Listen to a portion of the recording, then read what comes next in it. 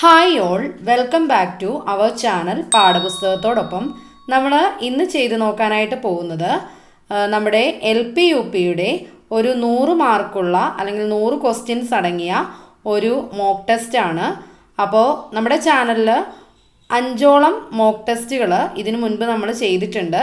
ചെയ്ത് നോക്കാത്തവർ അതും കൂടി ചെയ്ത് നോക്കുക.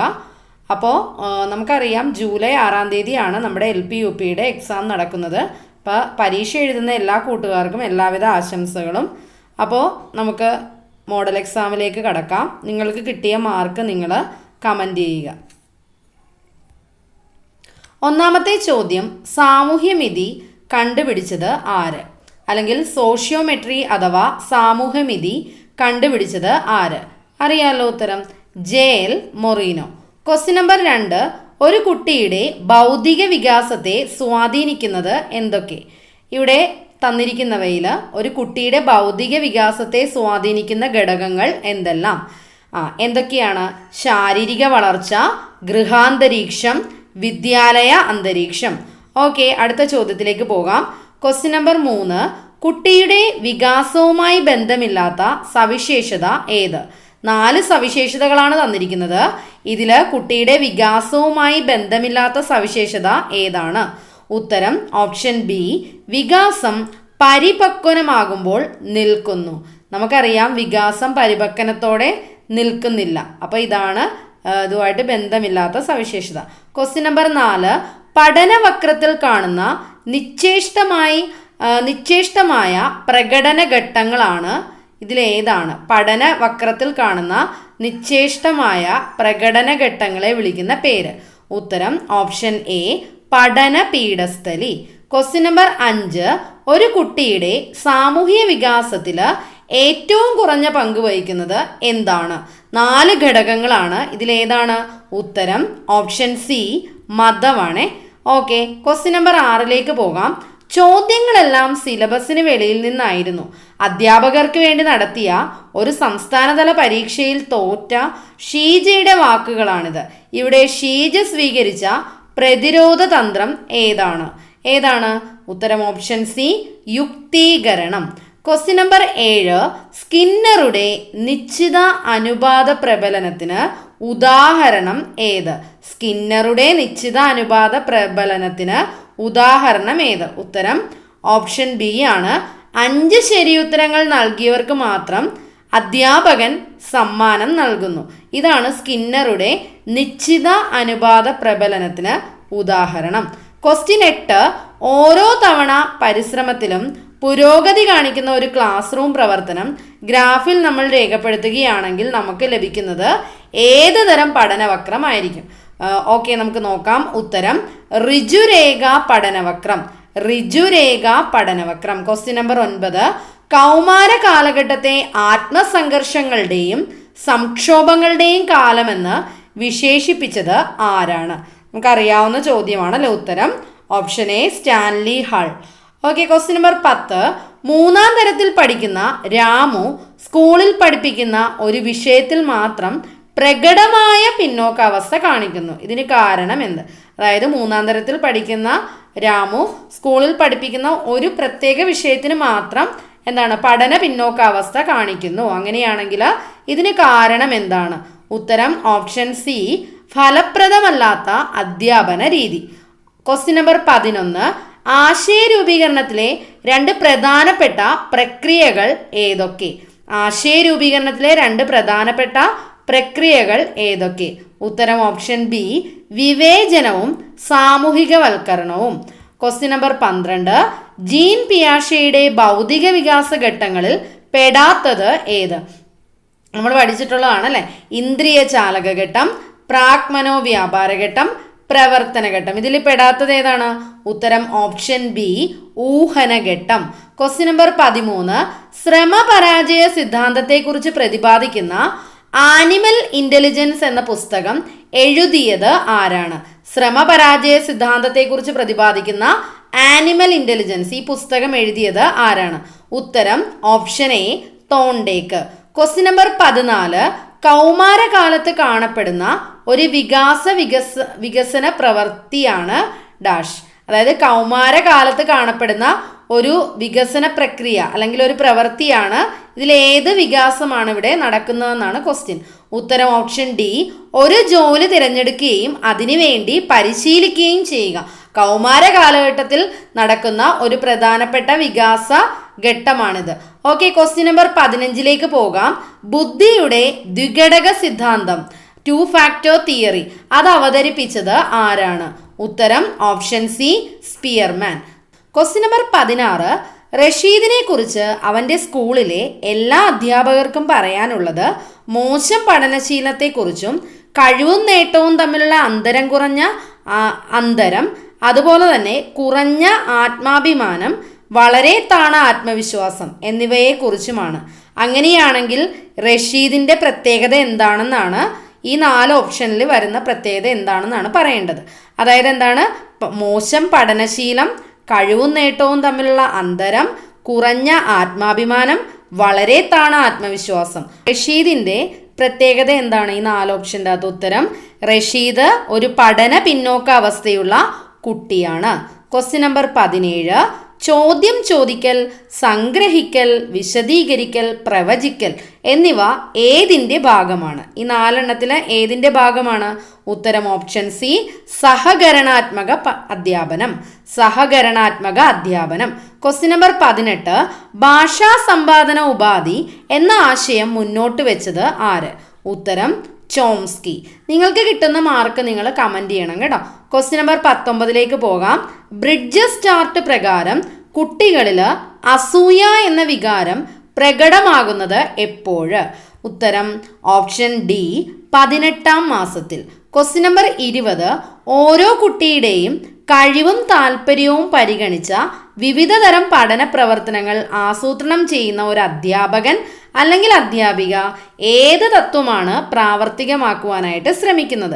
അതായത് ഓരോ കുട്ടിയുടെയും കഴിവും താല്പര്യവും ഒക്കെ പരിഗണിച്ചുകൊണ്ട് വിവിധ തരം പഠന പ്രവർത്തനങ്ങൾ ആസൂത്രണം ചെയ്യുന്ന ഒരു അധ്യാപകൻ അല്ലെങ്കിൽ അധ്യാപിക ഏത് തത്വമാണ് പ്രാവർത്തികമാക്കുവാനായിട്ട് ശ്രമിക്കുന്നത്? ഉത്തരം ഓപ്ഷൻ സി, വ്യക്തിവ്യത്യാസങ്ങൾ. Question number 21, which among the following is the best tool for measuring the social status in a group?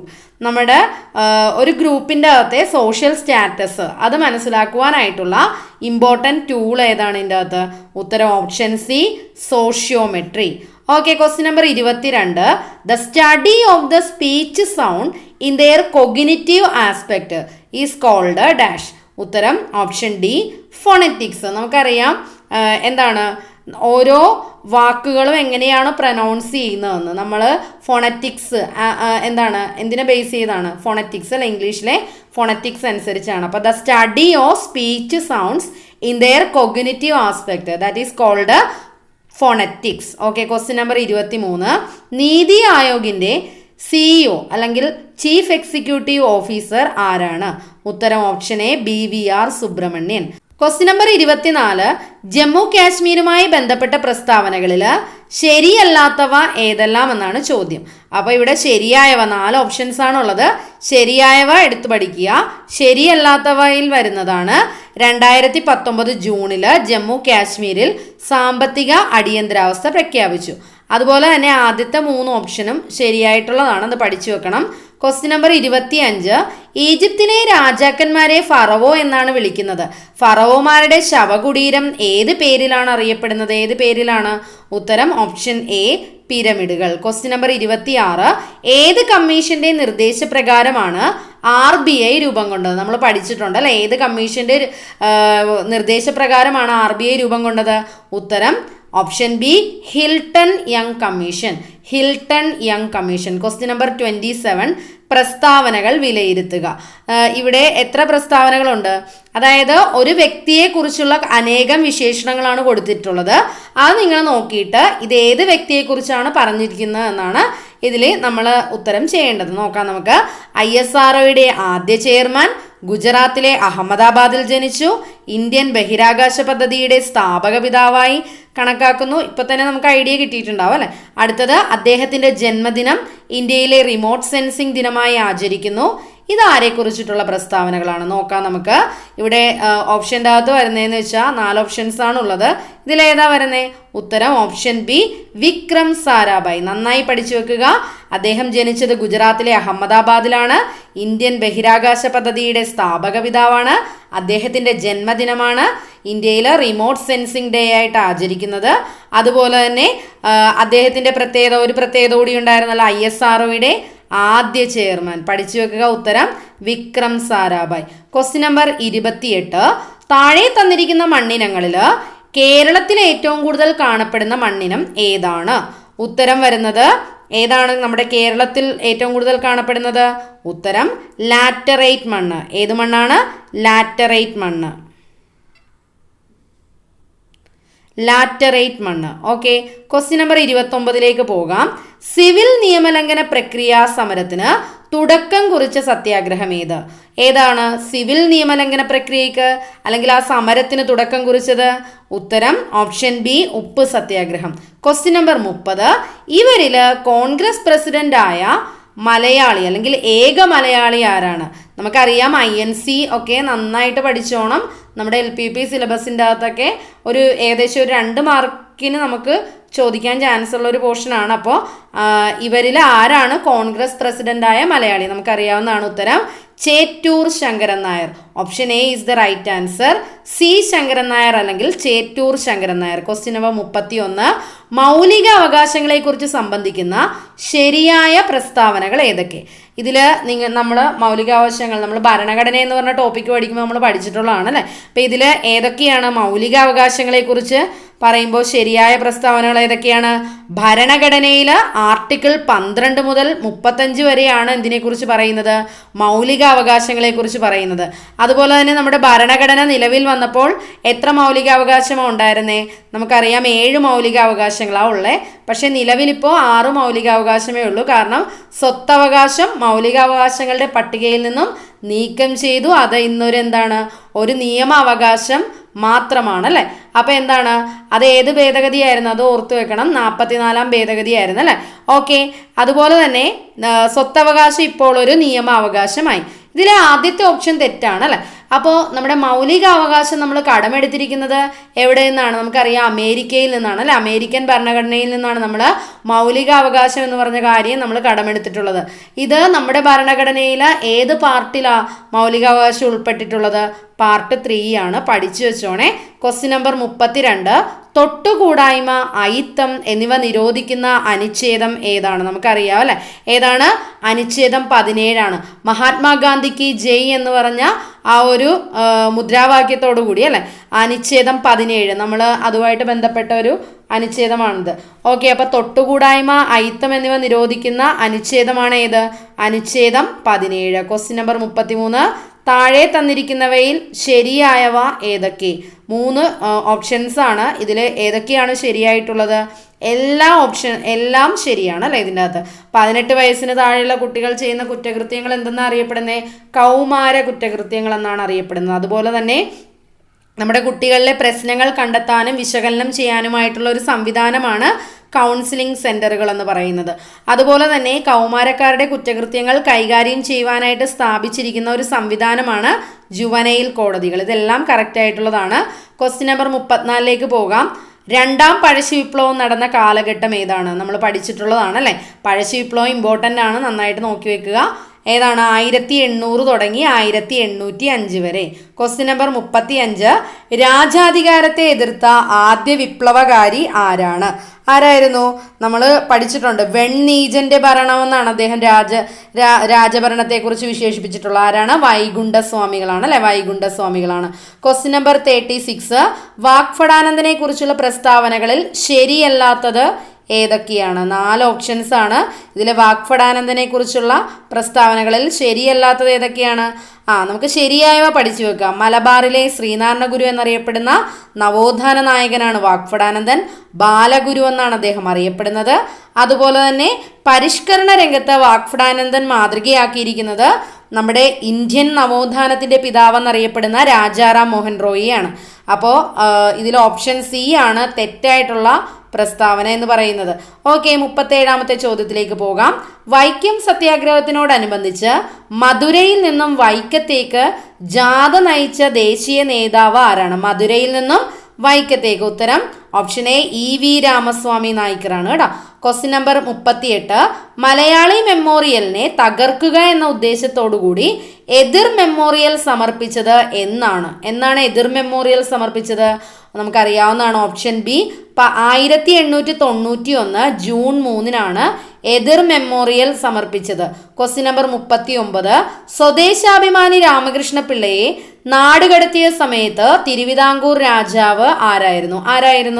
ഉത്തരം option C Sreemoolam Thirunal. Question number 40. ഖിലാഫത്ത് പ്രസ്ഥാനവുമായി ബന്ധപ്പെട്ട് കേരളത്തിൽ നടന്ന കലാപം ഏതാണ്? ഖിലാഫത്തുമായിട്ട് ബന്ധപ്പെട്ട കലാപം ഏതാണ്? ഉത്തരം ഓപ്ഷൻ ഡി മലബാർ കലാപം. ഏത് കലാപമായിരുന്നു? മലബാർ കലാപം. Question number 41. ലക്ഷദ്വീപിൽ ശാഖ ആരംഭിച്ച ആദ്യത്തെ സ്വകാര്യ ബാങ്ക് ഏതായിരുന്നു? ഉത്തരം option A HDFC bank. Question number 42. പ്രസ്താവനകൾ വിലയിരുത്തുക. 4 പ്രസ്താവനകളാണ് തന്നിരിക്കുന്നത്. ഇതിൽ ശരിയായിട്ടുള്ളത് വിലയിരുത്തുക. 4ഉം കറക്റ്റ് ആണ്. പ്രകാശ ഊർജം ആഗീകരണം ചെയ്യുകയോ പുറത്തുവിടുകയോ ചെയ്യുന്ന രാസപ്രവർത്തനങ്ങളുടെ പേരാണ് പ്രകാശ രാസപ്രവർത്തനങ്ങൾ. അത് ശരിയായ പ്രസ്താവനയാണ്. ജലം plus carbon dioxide plus പ്രകാശം, അത് ചേരുമ്പോൾ നമുക്ക് എന്താണ് ബൈ പ്രോഡക്ട്സ് ആയിട്ട് കിട്ടുന്നത്? ഗ്ലൂക്കോസ് പ്ലസ് ഓക്സിജൻ എന്നത് നമ്മുടെ പ്രകാശ സംശ്ലേഷണത്തിന്റെ പ്രവർത്തന സമവാക്യമാണ്. അതുപോലെ തന്നെ പ്രകാശ സംശ്ലേഷണം ഒരു പ്രകാശ രാസപ്രവർത്തനമാണ്. പ്രകൃതിയിലെ ആഹാര നിർമ്മാണശാലകളാണ് ഇലകൾ എന്ന് പറയുന്നത്. അപ്പോൾ എല്ലാ പ്രസ്താവനകളും കറക്റ്റാണ്. ക്വസ്റ്റ്യൻ 43. ന്യൂക്ലിയസിൽ നിന്നും അകലം കൂടുന്നതനുസരിച്ച് ന്യൂക്ലിയസും ഇലക്ട്രോണുകളും തമ്മിലുള്ള ആകർഷണ ബലത്തിന് എന്താണ് സംഭവിക്കുക? ലോജിക്കലി തിങ്ക് ചെയ്താൽ തന്നെ അറിയാം, ആകർഷണ ബലം കുറയുന്നു. Question number 44. ഇലക്ട്രോനെഗറ്റിവിറ്റി സ്കെയിൽ പ്രകാരം ഏറ്റവും അധികം ഇലക്ട്രോനെഗറ്റിവിറ്റി ഉള്ള മൂലകം ഏതാണ്? ഉത്തരം ഓപ്ഷൻ ബി ഫ്ലൂറിൻ. ക്വസ്റ്റ്യൻ 45. തന്നിരിക്കുന്ന പ്രസ്താവനകളിൽ ശരിയല്ലാത്തത് ഏത്? നമുക്ക് നോക്കാം. ഇതിൽ ശരിയല്ലാത്ത പ്രസ്താവന ഏതാണെന്ന് നോക്കാം. ഏതാണ്? ഒരു ഗ്രൂപ്പിൽ മുകളിൽ നിന്ന് താഴേക്ക് വരുമ്പോൾ ആറ്റത്തിന്റെ വലിപ്പം കൂടുന്നതനുസരിച്ച് അയോണീകരണ ഊർജം കൂടുന്നു. ഇതാണ് ശരിയല്ലാത്ത പ്രസ്താവന. അപ്പൊ ഇതിൽ ശരിയായവ നോക്കി പഠിച്ചു വെക്കാം. പീരീഡിൽ നിന്ന് ഇടത്ത് നിന്ന് വലത്തേക്ക് പോകുന്നതോറും അയോണീകരണ ഊർജം എന്ത് ചെയ്യുന്നു? കൂടുന്നു. അപ്പൊ മുകളിൽ നിന്ന് താഴേക്ക് വരുമ്പോൾ അയോണീകരണ ഊർജം കുറയുകയാണ് ചെയ്യുന്നത്. പോസിറ്റീവ് ആണ് ഉണ്ടാകാനുള്ള പ്രവണത കുറയുന്നു. അതുപോലെ തന്നെ ഒരു ഗ്രൂപ്പിൽ മുകളിൽ നിന്ന് താഴേക്ക് വരുമ്പോൾ ലോഹ സ്വഭാവത്തിന് എന്ത് സംഭവിക്കുന്നു? കൂടുന്നു. അതുപോലെ തന്നെ പീരീഡിൽ നിന്നും ഇടത്തേക്ക് പോകുന്തോറും ലോഹ സ്വഭാവത്തിനും വ്യത്യാസം വരുന്നു. ക്വസ്റ്റ്യൻ നമ്പർ 46 പോകാം. തൈരിൽ നിന്ന് വെണ്ണ വേർതിരിക്കാൻ ഉപയോഗിക്കുന്ന പ്രക്രിയ ഏതാണ്? ഉത്തരം ഓപ്ഷൻ ബി സെൻട്രിഫ്യൂഗേഷൻ. തൈരിൽ നിന്നും വെണ്ണ വേർതിരിക്കാൻ ഉപയോഗിക്കുന്ന പ്രക്രിയയാണ് സെൻട്രിഫ്യൂഗേഷൻ. Question number 47. താഴെ കൊടുത്തിരിക്കുന്നവയിൽ തെറ്റായ ജോഡികൾ ഏതൊക്കെ? നമുക്ക് ഒറ്റ നോട്ടത്തിൽ തന്നെ മനസ്സിലാവും അല്ലെ. ഇതിൽ ഒരെണ്ണം മാത്രമേ ശരിയുള്ളൂ. വിറ്റാമിൻ B1 എന്താണ്? തയാമിൻ ആണ്. തെറ്റായിട്ടുള്ള ആദ്യത്തെ 3 ഓപ്ഷനും തെറ്റാണ് അല്ലെ. ഓക്കെ, വിറ്റാമിൻ B9 നമുക്കറിയാം ഫോളിക് ആസിഡ് ആണ്. അതുപോലെ തന്നെ വിറ്റാമിൻ B5 എന്താണ്? അത് പാൻറ്റോതെനിക് ആസിഡ് ആണ് അല്ലെ. വിറ്റാമിൻ B5 എന്ന് പറഞ്ഞാൽ പാൻറ്റോതെനിക് ആസിഡ് ആണ്. ശരിയായ പഠിച്ചു വെക്കുക. 48ാമത്തെ ചോദ്യം. എല്ലാ ആസിഡുകളിലും പൊതുവായി കാണപ്പെടുന്ന മൂലകം ഏതാണ്? നമുക്കറിയാവുന്നതാണ്. ഉത്തരം ഓപ്ഷൻ സി ഹൈഡ്രജൻ. ക്വസ്റ്റ്യൻ 49. 2024 അന്തരിച്ച 2018 ഭൗതികശാസ്ത്ര നോബൽ സമ്മാന ജേതാവ് ആരായിരുന്നു? നമ്മൾക്ക് ഈ കഴിഞ്ഞ ഡിഗ്രി ലെവൽ എക്സാമിൻ്റെ സെക്കൻഡ് ഫേസ് എക്സാമിന് ഈ ചോദ്യം ഉണ്ടായിരുന്നു. മറ്റൊരു രീതിയിലായിരുന്നു ഈ ചോദ്യം ചോദിച്ചത്. അദ്ദേഹവുമായിട്ട് ബന്ധപ്പെട്ട ക്വസ്റ്റ്യൻസ് ഈയിടക്കത്തെ ഒരു എക്സാമുകളുടെയൊക്കെ ഒരു ട്രെൻഡാണ്. കാരണം അദ്ദേഹം അന്തരിച്ചു. അതുപോലെ തന്നെ അദ്ദേഹത്തിൻ്റെ പ്രത്യേകത നമുക്കറിയാം. ഹിഗ്സ് ബോസോണിനെ കണ്ടെത്തി, ദൈവഗണത്തെ കണ്ടെത്തിയ അദ്ദേഹമാണ്. അതുപോലെ തന്നെ അദ്ദേഹം ഒരു ഭൗതിക ശാസ്ത്രജ്ഞനാണ്. അപ്പോൾ ഡിഗ്രി ലെവൽ എക്സാമിനൊക്കെ ഈ കഴിഞ്ഞ സെക്കൻഡ് ഫേസ് എക്സാമിനൊക്കെ ഇതുമായിട്ട് റിലേറ്റ് ചെയ്ത ചോദ്യങ്ങൾ ഉണ്ടായിരുന്നു. അതൊക്കെ ഒന്ന് റെഫർ ചെയ്ത് പഠിക്കുക. ക്വസ്റ്റ്യൻ നമ്പർ 50 പോകാം. കേരളത്തിലെ ആദ്യത്തെ ക്യാമ്പസ് ഇൻഡസ്ട്രിയൽ പാർക്ക് ആരംഭിച്ചത് എവിടെയാണ് ക്യാമ്പസ് ഇൻഡസ്ട്രിയൽ പാർക്ക്? ഉത്തരം കൊല്ലം ജില്ലയിലെ കൊട്ടാരക്കരയിലാണ് കേട്ടോ. അടുത്ത ചോദ്യത്തിലേക്ക് പോകാം. Question number 51. ഇന്ത്യയിലെ ഏറ്റവും വലിയ പുനരുപയോഗ എനർജി പാർക്ക് നിലവിൽ വരുന്ന സംസ്ഥാനം ഏതാണ്? എവിടെയാണ്? ഉത്തരം option B Gujarat. Question number 52. അളവുകളും യൂണിറ്റുകളും തന്നിരിക്കുന്നു. ഇതിൽ തെറ്റായ ജോഡി ഏത്? അപ്പോൾ ശരിയായ ജോഡി നോക്കി വെക്കാം. വൈദ്യുത പ്രതിരോധം എന്തിൻ്റെയാണ്? ഓം ആണ് അല്ലേ? നമുക്കറിയാം റെസിസ്റ്റൻസിൻ്റെ യൂണിറ്റ് ആണ് ഓം. കാന്തിക ഫ്ലക്സിൻ്റെ യൂണിറ്റ് വെബർ ആണ്. അതുപോലെ തന്നെ ലെൻസിൻ്റെ പവറിൻ്റെ യൂണിറ്റ് ഡയോപ്റ്റർ ആണ്. അപ്പോൾ ഇവിടെ തെറ്റായിട്ടുള്ളതാണ് പവർ. പവറിൻ്റെ യൂണിറ്റ് എന്താണ്? പവറിൻ്റെത് വാട്ടാണ് അല്ലേ? ഓക്കെ. Question number 53. ഒരു കാറ് നിശ്ചലാവസ്ഥയിൽ നിന്നും സമത്വരണത്തിൽ സഞ്ചരിച്ച് 10 സെക്കൻഡ് സമയം കൊണ്ട് 40 മീറ്റർ/സെക്കൻഡ് പ്രവേഗത്തിൽ എത്തിച്ചേരുന്നു. അങ്ങനെയാണെങ്കിൽ കാറിനുണ്ടായ ത്വരണം എത്ര എന്നാണ് ക്വസ്റ്റ്യൻ. അപ്പം നമുക്ക് നോക്കാം. ത്വരണം കണ്ടുപിടിക്കാനുള്ള സമവാക്യം നമ്മൾ പഠിച്ചിട്ടുണ്ട്. അന്ത്യപ്രവേഗം മൈനസ് ആദ്യപ്രവേഗം ബൈ സമയം, അല്ലെങ്കിൽ v-u/t അല്ലെ. അങ്ങനെയാണെങ്കിൽ ഇവിടെ ഒരു കാറ് നിശ്ചലാവസ്ഥയിൽ നിന്നല്ലേ ചലനാവസ്ഥയിലേക്ക് വരുന്നത്. അപ്പോൾ നമ്മുടെ ആദ്യ പ്രവേഗം 0 ആക്കി കൊടുക്കാം. അങ്ങനെയാണെങ്കിൽ അന്ത്യപ്രവേഗമാണ് ഇവിടെ തന്നിരിക്കുന്നത് 40 മീറ്റർ/സെക്കൻഡ്, സമയം 10 ആണ്. അങ്ങനെയാണെങ്കിൽ നമ്മൾക്ക് ഇക്വേഷൻ്റെ അകത്ത് സബ്സ്റ്റിറ്റ്യൂട്ട് ചെയ്ത് കഴിയുമ്പോൾ കിട്ടും 4 മീറ്റർ/സെക്കൻഡ് സ്ക്വയർ. നമുക്കറിയാം ത്വരണത്തിൻ്റെ യൂണിറ്റ് എന്തായിരുന്നു? മീറ്റർ/സെക്കൻഡ് സ്ക്വയർ ആണ്. ഓർത്ത് വയ്ക്കുക. Question number 54. ഏത് പ്രവർത്തനത്തിനും തുല്യവും വിപരീതവുമായ ഒരു പ്രതിപ്രവർത്തനം ഉണ്ടായിരിക്കും. ഇത് ഏത് ചലന നിയമവുമായി ബന്ധപ്പെട്ടിരിക്കുന്നു? ഏതായിരുന്നു? നമുക്ക് എല്ലാവർക്കും അറിയാവുന്ന ന്യൂട്ടന്റെ ചലന നിയമം അല്ലെ? മൂന്നാം ചലന നിയമം. Question number 55. ശരിയായവ ഏതൊക്കെ? ഭൂകമ്പത്തിന്റെ പ്രഭവ കേന്ദ്രങ്ങളിൽ നിന്നും പുറപ്പെടുന്ന തരംഗങ്ങൾ സീസ്മിക് തരംഗങ്ങളാണ്. ഭൂകമ്പവുമായിട്ട് ബന്ധപ്പെട്ട 3 പ്രസ്താവനകളാണ്. ഇതിലെ 3 പ്രസ്താവനകളും ശരിയാണ്. റിക്ടർ സ്കെയിലാണ് ഭൂകമ്പത്തിന്റെ അളവ് നിർണ്ണയിക്കുന്നത്. സീസ്മിക് തരംഗങ്ങളെ കുറിച്ചുള്ള പഠനത്തെ നമുക്ക് എന്തെന്ന് വിളിക്കാം? സീസ്മോളജി എന്ന് വിളിക്കാം. Question number 56. പ്രകൃതിയിലെ ഏറ്റവും ദുർബലമായ ബലം ഏത്? നമുക്കറിയാവുന്നതാണ് ഗുരുത്വാകർഷണ ബലം. അങ്ങനെയാണെങ്കിൽ ഏറ്റവും ശക്തിയേറിയിട്ടുള്ള ബലം ഏതാണ്? ന്യൂക്ലിയർ ബലമാണ് കേട്ടോ. ന്യൂക്ലിയർ ബലം. ക്വസ്റ്റ്യൻ നമ്പർ 57 പോകാം.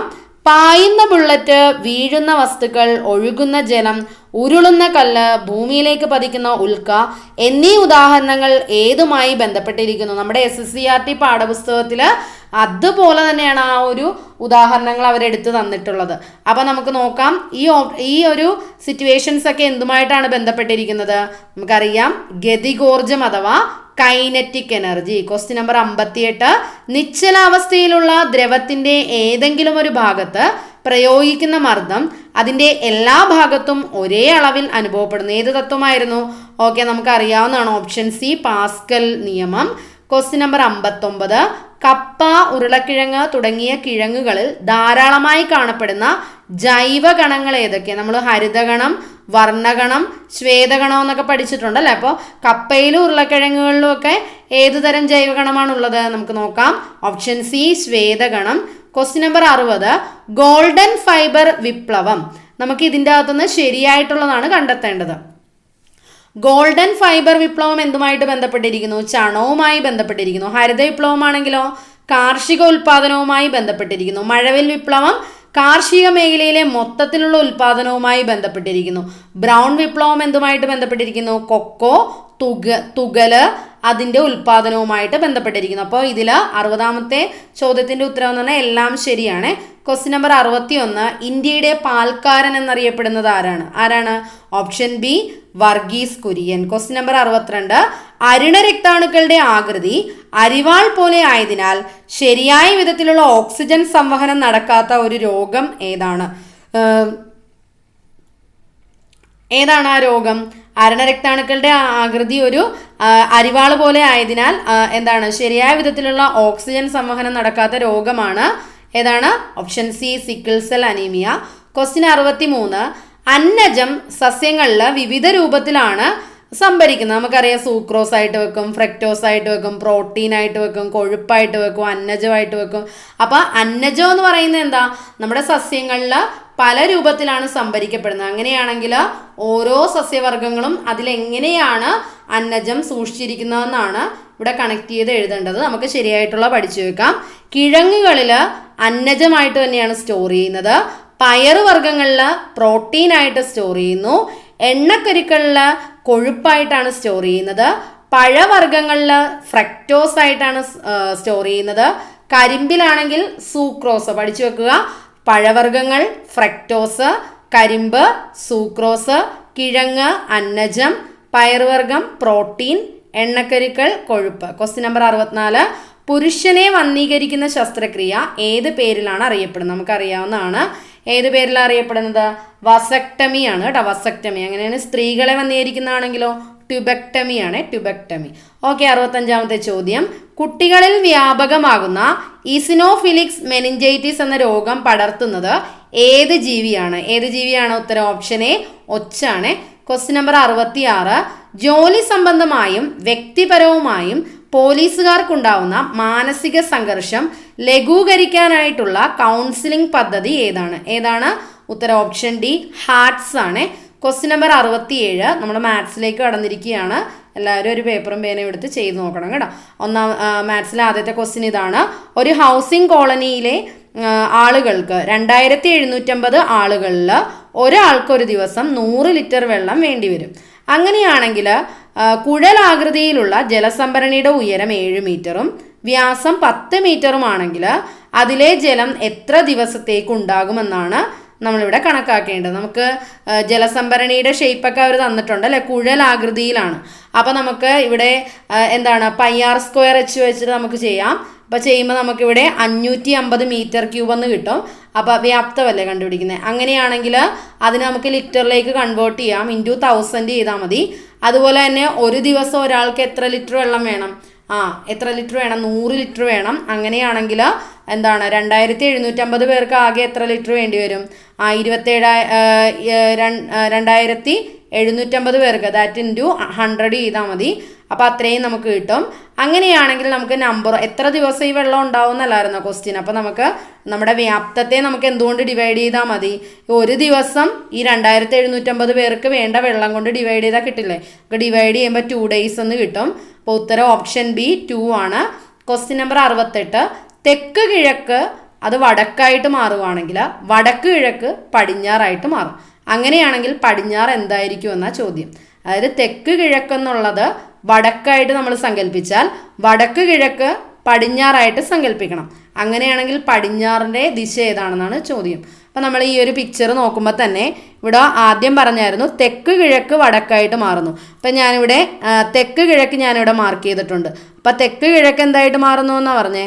തെക്ക് കിഴക്ക് വടക്കായിട്ട് മാറുന്നു എന്ന്. അപ്പം തെക്ക് കിഴക്കിൻ്റെ അവിടെ നിന്ന് സ്ട്രെയിറ്റ്ലി മുകളിലോട്ട് നമ്മൾ ആരോട് അവിടെ നിന്ന് മുകളിലോട്ട് വരയ്ക്കുമ്പോൾ നമുക്ക് വടക്കെന്ന് കിട്ടും. അതുപോലെ തന്നെ അടുത്തതാണ് വടക്ക് കിഴക്ക് പടിഞ്ഞാറ്. വടക്ക് കിഴക്ക് എവിടെ കിടക്കുന്നത്? North east. നോർത്ത് ഈസ്റ്റ് പടിഞ്ഞാറ് എന്ന് പറഞ്ഞാൽ നോർത്ത് ഈസ്റ്റിൻ്റെ അവിടെ നിന്ന് ചരിഞ്ഞു വന്നിരിക്കുന്ന ലൈൻ സെൻറ്ററിൽ കൊണ്ടുവന്നിട്ട് താഴത്തോട്ട് എടുക്കുക. അപ്പോൾ അതെന്ത് കിട്ടും നമുക്ക്? വടക്ക് കിഴക്ക് നമുക്ക് എന്തായിട്ട് കിട്ടും? അപ്പോൾ അവിടെ നിന്ന് ഇങ്ങോട്ട് കൊണ്ടുവരുമ്പോഴേക്കും നമുക്ക് പടിഞ്ഞാറെന്ന് കിട്ടും. അങ്ങനെയാണെങ്കിൽ ഞാൻ ഇവിടെ വട്ടവിട്ട് വെച്ചിട്ടുണ്ട്. ഇവിടെ പറഞ്ഞിരിക്കുന്നത് പടിഞ്ഞാറ് എന്തായിരിക്കുമെന്നാണ്. പടിഞ്ഞാറപ്പം ഇവിടെ ആണെങ്കിൽ ഇവിടെ നിന്ന് ഇങ്ങോട്ട് ആരോ ചെയ്താൽ പോരെ. അപ്പം നമുക്ക് കിട്ടും സൗത്ത് ഈസ്റ്റ് എന്ന് കിട്ടും, അല്ലെങ്കിൽ തെക്ക് കിഴക്കെന്ന് കിട്ടും. ഓക്കെ, നമുക്ക് അടുത്ത ചോദ്യത്തിലേക്ക് പോകാം. നമ്മൾ 4 സംഖ്യകൾ തിരഞ്ഞെടുത്താൽ ആദ്യത്തെ 3 സംഖ്യകളുടെ ശരാശരി 16, അവസാന 3 സംഖ്യകളുടെ ശരാശരി 15, അവസാന സംഖ്യ 18 എങ്കിൽ ആദ്യ സംഖ്യ എത്ര? ചെയ്ത് നോക്കാം നമുക്ക്. നമ്മൾ 4 സംഖ്യകൾ ABCD എന്ന് എടുക്കുകയാണ്. അങ്ങനെയാണെങ്കിൽ ആദ്യത്തെ 3 സംഖ്യകൾ, അതായത് എയും ബിയും സിയും അതിൻ്റെ ശരാശരി തന്നിട്ടുണ്ട് 16 എന്ന്. അപ്പോൾ 3 സംഖ്യകളായതുകൊണ്ട് നമുക്ക് തുക കണ്ടുപിടിക്കുക. അത് ഇക്വേഷൻ നമ്പർ 1 ആയിട്ട് എടുത്തു. ഇനി ലാസ്റ്റ് 3 സംഖ്യകൾ ഏതൊക്കെയാണ്? BCD ആണ് അല്ലേ. അപ്പോൾ അതിൻ്റെ ശരാശരി 15 എന്നാണ് തന്നേക്കുന്നത്. അപ്പോൾ തുക കണ്ടുപിടിക്കാമല്ലോ. B+C+D എന്ന് പറഞ്ഞാൽ 45 എന്ന് കിട്ടും. അപ്പോൾ ഇക്വേഷൻ 1ഉം 2ൽ നിന്ന്, അപ്പോൾ 1ൽ നിന്നും 2 കുറക്കുമ്പോൾ നമുക്ക് A - D 3 എന്ന് കിട്ടും. A ആണ് നമുക്ക് കണ്ടുപിടിക്കേണ്ടത്. D തന്നിട്ടുണ്ട്, ലാസ്റ്റ് നമ്പർ തന്നിട്ടുണ്ട്. അപ്പോൾ അതിൽ സബ്സ്റ്റിറ്റ്യൂട്ട് ചെയ്യുമ്പോൾ A - 18 = 3 എന്ന് കിട്ടും, A 21 എന്ന് കിട്ടും. അപ്പോൾ ഉത്തരം ഓപ്ഷൻ ബി ആണ്. ക്വസ്റ്റ്യൻ 70ലേക്ക് പോകാം. 25, 16, 32, 41 x. ഈ സംഖ്യകളുടെ ശരാശരി 26 ആണെങ്കിൽ എക്സ് കണ്ടുപിടിക്കുക. ഈസി അല്ലേ? ഇതെല്ലാം കൂടി കൂട്ടുക, ഡിവൈഡഡ് ബൈ 5 ചെയ്യുക. അപ്പോൾ നമുക്ക് കൂട്ടുമ്പോൾ 114 + x / 5 എന്ന് കിട്ടും. അതെന്ന് പറഞ്ഞാൽ 26 ആണല്ലോ. നമുക്കത് സോൾവ് ചെയ്ത് വരുമ്പോൾ നമുക്ക് എക്സ് എത്ര കിട്ടും? 16 എന്ന് കിട്ടും. ചെയ്ത് നോക്കിയിട്ട് പറയണേ. ക്വസ്റ്റ്യൻ നമ്പർ 70, അതിൻ്റെ ഉത്തരം ഓപ്ഷൻ എ ആണ് 16. ഇനി 71ാമത്തെ ചോദ്യം എന്ന് പറഞ്ഞാൽ പ്ലസ് എന്ന് പറഞ്ഞാൽ ഡിവൈഡഡ് സിമ്പിളാണ്. മൈനസ് എന്ന് പറയുമ്പോൾ നമ്മൾ ചെയ്യേണ്ട ഓപ്പറേഷൻ മൾട്ടിപ്ലിക്കേഷൻ ആണ്. ഡിവൈഡ് ചെയ്യുക എന്ന് പറയുമ്പോൾ നമ്മൾ ചെയ്യേണ്ടത് ആഡ് ചെയ്യുകയാണ്. ഇൻറ്റു ചെയ്യുമ്പോൾ നമ്മൾ ചെയ്യേണ്ടത് എന്താണ്? സബ്സ്ട്രാക്ട് ചെയ്യുവാണ്. അപ്പോൾ ഇവിടെ 48 + 12 ഡിവൈഡഡ് ബൈ 15 ഇൻറ്റു 2 - 5. ഇത് സോൾവ് ചെയ്യുമ്പോൾ എന്ത് കിട്ടും? ഇവിടെ നമ്മുടെ ക്വസ്റ്റ്യൻ്റെ അകത്ത് തന്നെ തന്നിട്ടുണ്ട്. പ്ലസ് എന്ന് പറഞ്ഞാൽ ഡിവൈഡ് അല്ലേ. അപ്പോൾ നമ്മൾ സോൾവ് ചെയ്തെടുക്കുമ്പോൾ നമുക്ക് ഉത്തരം കിട്ടുന്നത് ഓപ്ഷൻ സി ആണ്, 9 എന്നാണ് കിട്ടുന്നത്. ഓക്കെ, ചെയ്ത് നോക്കുക. Question number 72. ഒരു ക്ലാസ്സിലെ പെൺകുട്ടികളുടെയും ആൺകുട്ടികളുടെയും അനുപാതം 7:5 ആണ്. ആൺകുട്ടികളുടെ എണ്ണത്തേക്കാൾ 8 കൂടുതലാണ് പെൺകുട്ടികളുടെ എണ്ണം എങ്കിൽ ആൺകുട്ടികളുടെ എണ്ണം കണ്ടുപിടിക്കുക. അപ്പോൾ ഇവിടെ നമുക്ക് അനുപാതം ഗേൾസ് ഈസ് ടു ബോയ്സ് തന്നിട്ടുണ്ട് 7:5. അപ്പോൾ നമുക്ക് 7K 5K എന്ന് എടുക്കാം. ഇനി ഇവിടെ പറഞ്ഞിട്ടുണ്ട് ബോയ്സിൻ്റെ എണ്ണത്തിൻ്റെ കൂടെ 8 കൂട്ടിയാൽ ഗേൾസിൻ്റെ എണ്ണം കിട്ടും. അപ്പോൾ 5K + 8 എന്ന് പറഞ്ഞാൽ 7K ആണെന്ന് കിട്ടിയില്ലേ. കെയുടെ വാല്യൂ 4 എന്ന് കിട്ടി. അപ്പോൾ ഗേൾസ് എന്ന് പറയുമ്പോൾ ഗേൾസിൻ്റെ അനുപാതം 7K അല്ലായിരുന്നു. അപ്പോൾ 7 4 28. ബോയ്സിൻ്റെത് 5 × 4 അതായത് 20. അപ്പോൾ ബോയ്സ് എത്ര എണ്ണം ഉണ്ട് ഇവിടെ? 20 എണ്ണം ഉള്ളത്. ഓക്കെ, അടുത്ത ചോദ്യം നമുക്ക് നോക്കാം. 73. ഒരു മാസത്തെ 7-ാം തീയതി തിങ്കളാഴ്ചയാണെങ്കിൽ ആ മാസം 5 തവണ വരാൻ സാധ്യതയുള്ള ദിവസം ഏതാണ്? ക്വസ്റ്റ്യൻ ശ്രദ്ധിക്കുക. ഒരു മാസത്തെ 7-ാം തീയതി മൺഡേ ആണ്. അങ്ങനെയാണെങ്കിൽ ആ മാസം 5 തവണ റിപ്പീറ്റ് ചെയ്ത് വരുന്ന ദിവസം ഏതാണെന്നാണ്.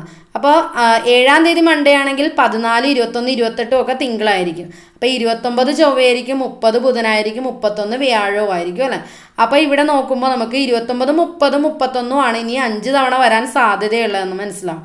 അപ്പോൾ 29 ചൊവ്വ, 30 ബുധൻ, 31 വ്യാഴം. അപ്പോൾ ഇതിൻ്റെ അകത്ത് നമ്മുടെ ഓപ്ഷൻ്റെ അകത്ത് ഇതിൽ റിപ്പീറ്റ് ചെയ്ത് വരാൻ സാധ്യതയുള്ള ദിവസമായിട്ട് ഇവിടെ ഓപ്ഷനിൽ നമുക്ക് കിട്ടുന്നത് വ്യാഴമാണ്. അപ്പോൾ ആൻസർ അതുകൊണ്ട് വ്യാഴമായിട്ട് കിട്ടും. ഓക്കെ, അപ്പോൾ ആൻസർ നമുക്ക് വ്യാഴമായിട്ട് കിട്ടും.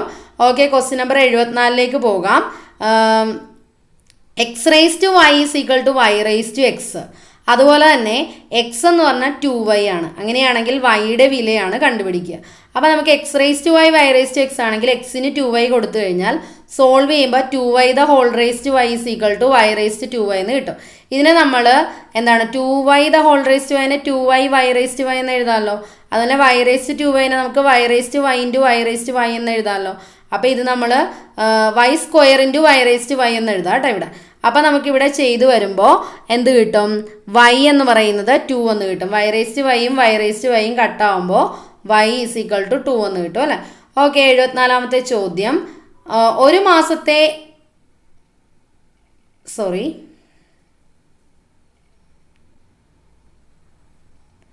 ഓക്കെ, അപ്പോൾ നമുക്ക് ആൻസർ ഇവിടെ വരുന്നത് 2 ആണ്.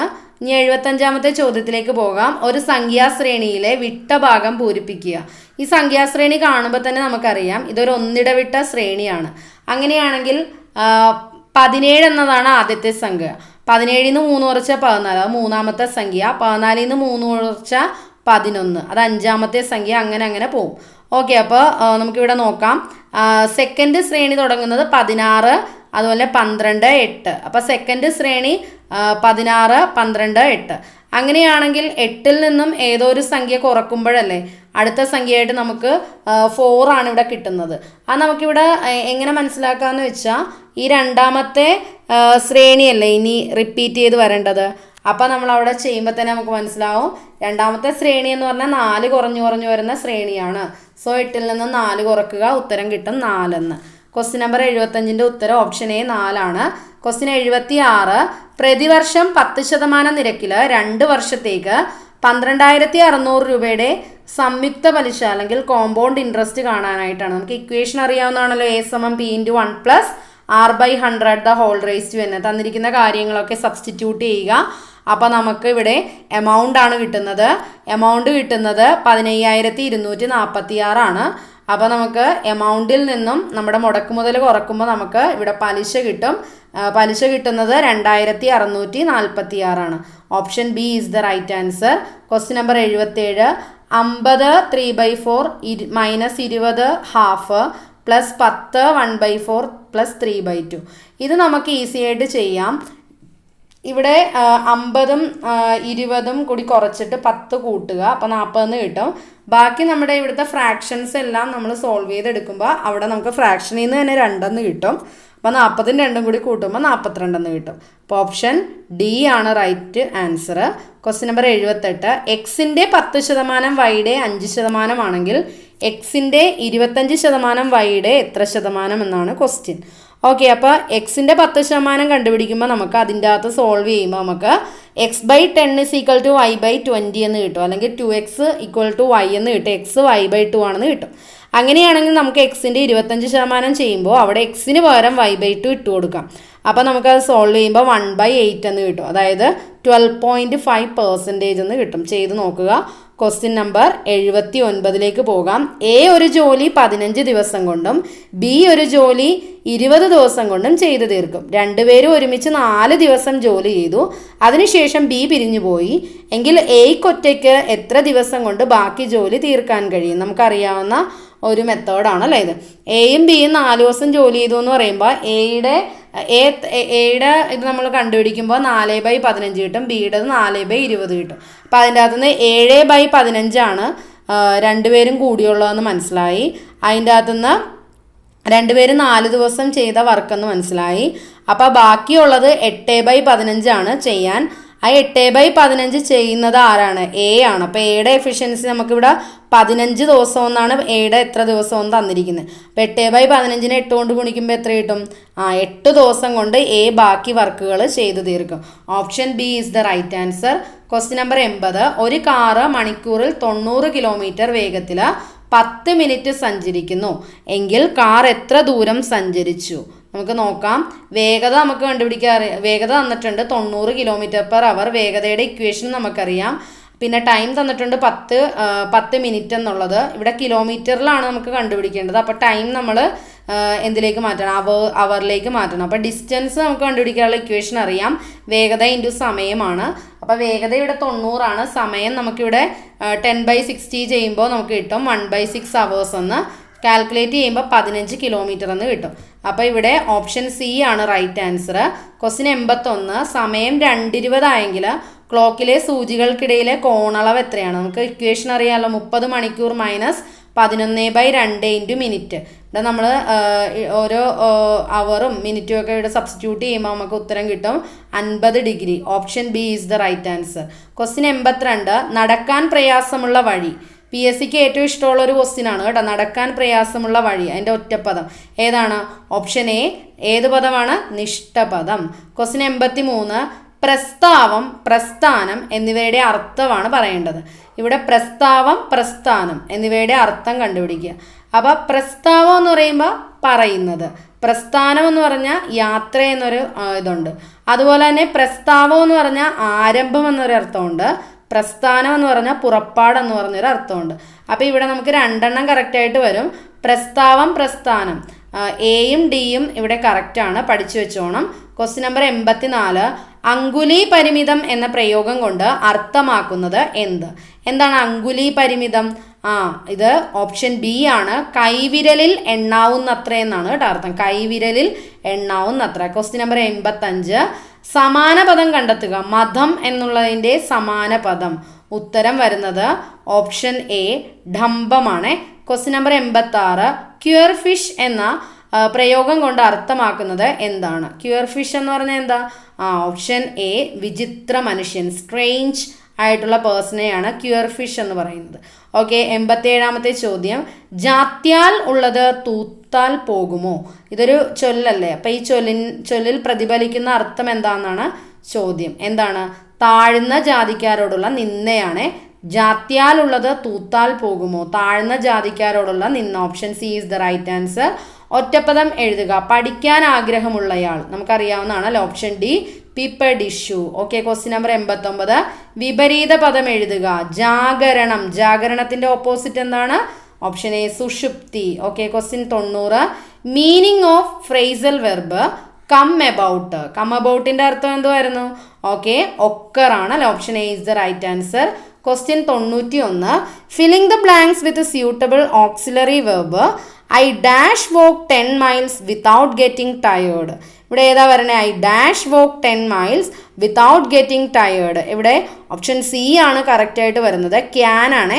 I can walk 10 miles without getting tired. Question number 92.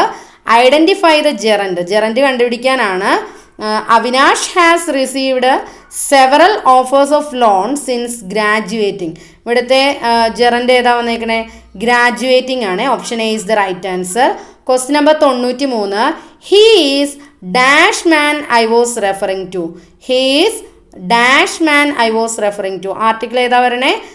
The ആണല്ലേ വരുന്നത്. Option C is the right answer. Question 94.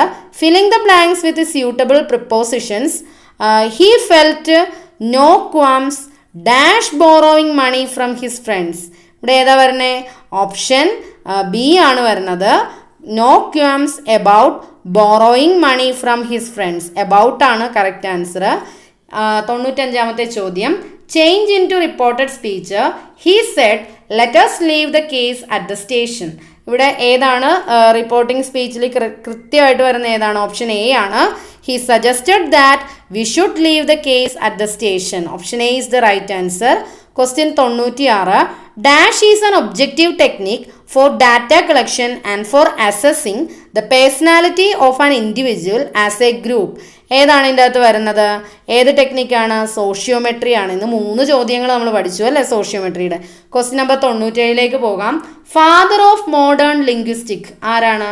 Father of modern ലിംഗ്വിസ്റ്റിക്സിന്റെ പിതാവ് ആരാണ്? Option A Noam Chomsky. Question number 98. കുട്ടികളിൽ വർദ്ധിച്ചു വരുന്ന ആത്മഹത്യയും ആത്മഹത്യാ പ്രവണതയും തടയുവാനായിട്ട് തൃശ്ശൂർ ജില്ലയിൽ നടപ്പിലാക്കുന്ന ആത്മഹത്യാ പ്രതിരോധ പദ്ധതി, അതിൻ്റെ പേരെന്താണ്? തൃശ്ശൂർ ജില്ലയിലാണ് അത് നടപ്പിലാക്കി വരുന്നത്. ഉത്തരം ഓപ്ഷൻ ബി സൗഹൃദ സമേതം. സൗഹൃദ സമേതം. Question number 99. Reverse wing colonialism to operation എന്ന പുസ്തകം രചിച്ചത് ആരാണ്? Reverse wing colonialism to operation എന്ന പുസ്തകം രചിച്ചത് ആരാണ്? ഉത്തരം option D Ashok Tandon. Question number 100. Last and final ചോദ്യമാണ്. സംസ്ഥാനത്ത് ഹൈസ്കൂൾ ഹയർ സെക്കൻഡറി ഏകീകരണം ശുപാർശ ചെയ്ത കമ്മിറ്റി ഏത്? സംസ്ഥാനത്ത് ഹൈസ്കൂൾ ഹയർ സെക്കൻഡറി ഏകീകരണം ശുപാർശ ചെയ്ത വിദ്യാഭ്യാസ കമ്മിറ്റി ഏത്? നമുക്കറിയാവുന്നതാണല്ലോ ഉത്തരം ഓപ്ഷൻ സി ഖാദർ കമ്മിറ്റി. അപ്പം നമ്മൾ ഇന്ന് ഇവിടെ 100 ക്വസ്റ്റ്യൻസ് അടങ്ങിയ ഒരു മോക്ക് ടെസ്റ്റ് ആണ് ചെയ്ത് നോക്കിയത്. നിങ്ങൾക്ക് എത്ര മാർക്ക് കിട്ടിയെന്ന് നിങ്ങൾ കമൻറ്റ് ചെയ്യുക. നിങ്ങളുടെ ഓരോ കമൻറ്റുകളുമാണ് നമുക്ക് വീണ്ടും വീണ്ടും വീഡിയോസ് ചെയ്യാനായിട്ടുള്ള പ്രചോദനമാവുന്നത്. അപ്പോൾ നിങ്ങൾക്ക് ഈ ക്ലാസ് യൂസ്ഫുൾ ആയെങ്കിൽ തീർച്ചയായും വീഡിയോയുടെ താഴെ അതൊരു ലൈക്കായിട്ട് നിങ്ങൾ രേഖപ്പെടുത്തുക. അതുപോലെ തന്നെ നിങ്ങൾക്ക് ഈ വീഡിയോ യൂസ്ഫുൾ ആയെങ്കിൽ നിങ്ങളുടെ ഫ്രണ്ട്സിലേക്കും കൂടി ഷെയർ ചെയ്യുക. വീഡിയോസ് ഇഷ്ടമായ ലൈക്ക് ചെയ്യുക. അതുപോലെ തന്നെ ചാനൽ സബ്സ്ക്രൈബ് ചെയ്യാനും മറക്കരുത്. ഓക്കെ, അപ്പോൾ നമുക്ക് മറ്റൊരു മോക്ക് ടെസ്റ്റുമായിട്ട് അടുത്ത ദിവസം കാണാം. Okay, thank you.